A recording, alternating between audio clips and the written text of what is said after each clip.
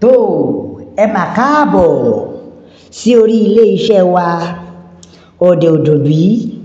Ṣé àlàáfíà la bá gbogbo yín bí? A mà tún ti dé o sórí ètò wa Yorùbá Nation. Yorùbá ẹ tẹ́tí kẹ́ ẹ wá gbọ́ o. À ń sọ pé àsìkò tó láti yan ènìyàn gidi tí ó tẹ̀lé wa, tí ó gbọ́ tiwa. In as much this is concerned, Yorùbá we must live. A gbọ́dọ̀ fi gbogbo ìwà wèrè ká wà lọ́tọ̀, kó ní kálukú wa ó dá dúró. Ìyíhun ni ó máa mú òmìnira fún wa o.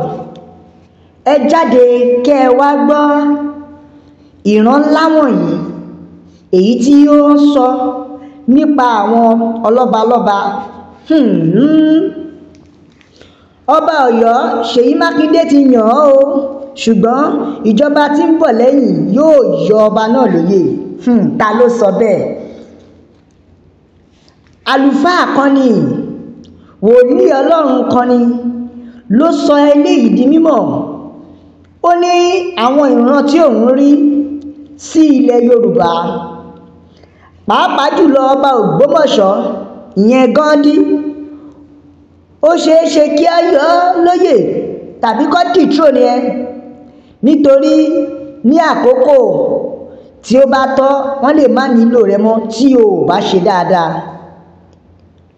Torí pé Yorùbá nílò olùdarí gidi. Ẹ gbọ́ àwọn ìran yìí.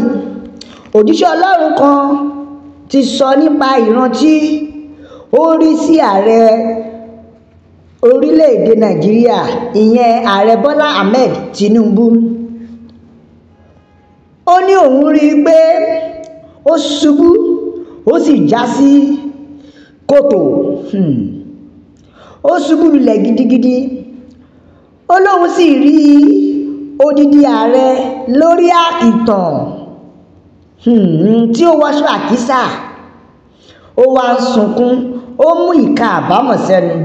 Ẹ gbọ́ kí ni ìtumọ̀ aláyìí túmọ̀ sí? Ó ní aláyìí túmọ̀ sí wípé kí á gbàdúrà gidi ni o. Ká béèrè fún àánú wípé ìjọba Tinubu yìí yóò ṣubú.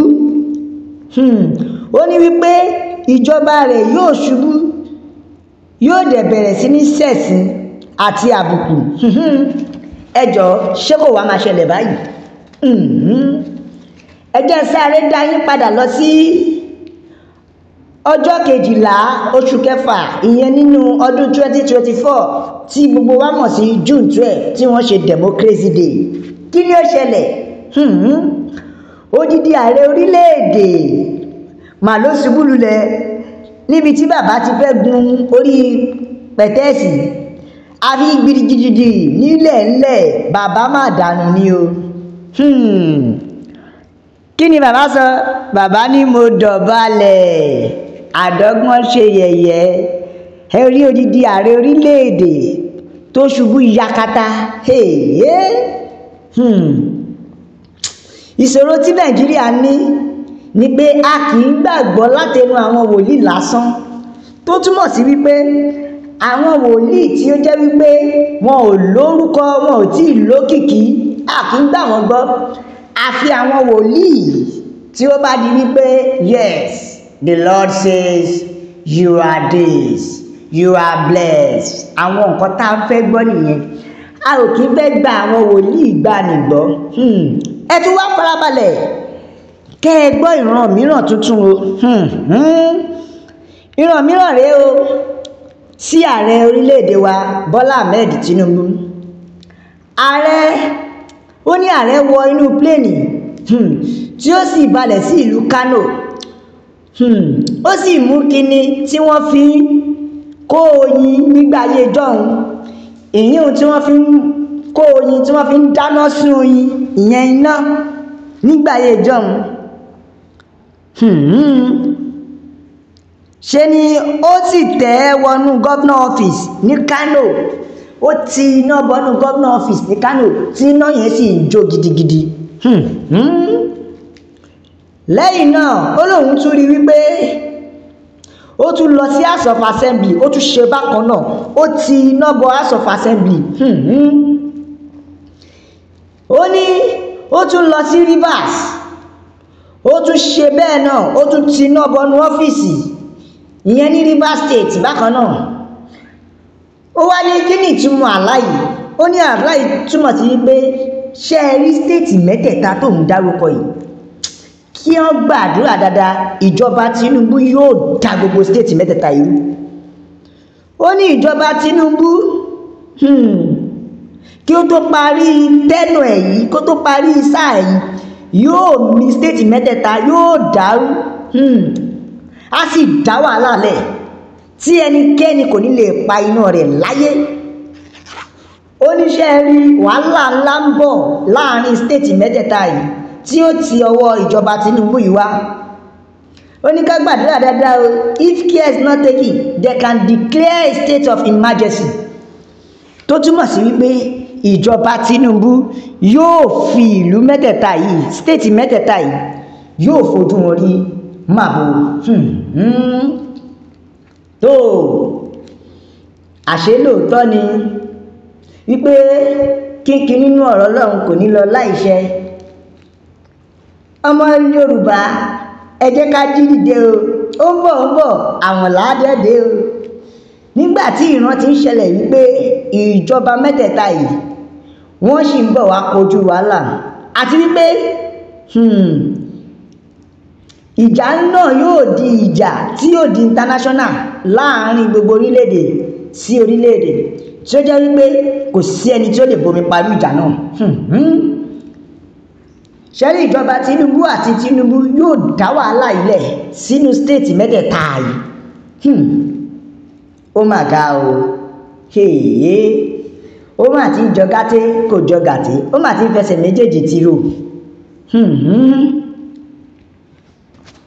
Ẹ tún wá wò ó ní ìran mìíràn rèé, ó ní ìlú Ọ̀yọ́ wípé kò ní sí àlàáfíà ní ìjọba tó kù tí Ṣèyí Mákindé yóò fi parí rẹ̀.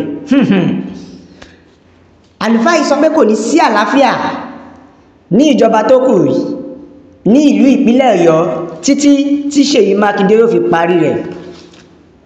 Ó ní yóò dá gbogbo ibẹ̀ rú, yóò dàrú débi pé kò ní sí àtúntò fún mọ́. Ó ní yóò máa hùwà àfẹ̀mí èmi nìkan ni, kò ní hùwà wípé ẹlòmíì ń bọ̀ lẹ́yìn. Àlá tó lá nípa rẹ̀ rèé. Ó ní òun rí àdá lọ́wọ́ Ṣèyí Mákindé tí ó bẹ̀rẹ̀ sí ní ṣá lógò èyí tí a mọ̀ sí àsíá, tó bẹ̀rẹ̀ sí ní fàdá ṣá, tó ń ṣá wẹ́lẹ́wẹ́lẹ́. Tó túmọ̀ sí wípé there will be no peace in Oyo State for the remaining tenure of Ṣèyí Mákindé. Èyí mà dá o. Ọmọ Yorùbá ẹ jẹ́ àti bí ìṣáná kéèsì ògùn o. Ẹ jẹ́ ká wo bí Ṣèyí Mákindé ṣe ń darí ìlú yìí. Ṣé kìí ṣe pé àlá yìí ti fẹ́ máa wá sí ìmúṣẹ? Ṣé èé ṣe pé ìran yìí ti fẹ́ máa wá sí ìmúṣẹ? Gbogbo ọmọ Yorùbá, we must stand for our rights. Ìran rẹ̀ tó tún ríre o. Ó ní nínú àgbà ìran ilẹ̀ Yorùbá, ó ní ọ̀kan lára àwọn àgbà ilẹ̀ Yorùbá, ara àwọn Afẹ́nifẹ́re, wípé ìkan máa lọ, kò sí Àbújá lọ́rùn ọ̀pẹ. Ó ní ìkan yóò lọ ni o, ẹjọ́ kí ni ìtumọ̀ lílọ? Ó ní ìkan yóò kú ni o, wípé kò sí Àbújá lọ́rùn ọ̀pẹ àyàfi kí tí ó bá rí àánú Ọlọ́run ló kù. Ó ní nítorí wípé a nílò àgbà nílẹ̀ Yorùbá tí yóò mú wa kúrò nínú ìjọba amúnisìn. Lóòótọ́ ni tó bá tiẹ̀ já àwọn àgbààgbà tí ò tiẹ̀ ní tún ìlú ṣe ni kó máa lọ. Èyí tí wọ́n fi darí ìlú yìí tó kó máa lọ. Ní ìparí, ó ní gómìnà Ayédáa ti ìpínlẹ̀ Ondo wa yìí ẹ gbọ́ o, yóò le fún láti wọlé ìbò kó má rò pé àǹfààní pé òun wà ní ipò kò ní ṣeé ṣe lọ́tẹ̀ yìí. Ó ní yóò le fún láti wọlé ìbò kó má létí pé ṣèbí mo ṣì wà nínú ipò, kó múra dáadáa nítorí wípé if care is not taken, àwọn local government tiẹ̀ local government tó wà lábẹ́ ẹ̀ ni yóò jalulẹ̀. Ó ní àwọn local government tiẹ̀ ni yóò jalulẹ̀, wọ́n á bá a jà débi wípé they will remove him from the seat. Àfi àánú Ọlọ́run nìkan ló lè jẹ́ kí ẹṣin rẹ̀ ìyẹn ẹṣin rẹ̀ kí ó sáré ju Takínọlá lọ àti àwọn tó kù rẹ̀. Ìyẹn ti gómìnà Ondo kó múra gidi. Ìdí tí ó fi gbọ́dọ̀ múra nìyẹn nítorí wípé òun rí pé àkàndá Ọlọ́run ni, ṣùgbọ́n kó múra. Gbogbo ọmọ Yorùbá ẹ wò ó, kò sí ṣe kò sáì ṣe, we must stand up and fight for what we need. See, a gbọ́dọ̀ jà o nítorí wípé ìyà yìí ti ń tó jẹ́ fún wa.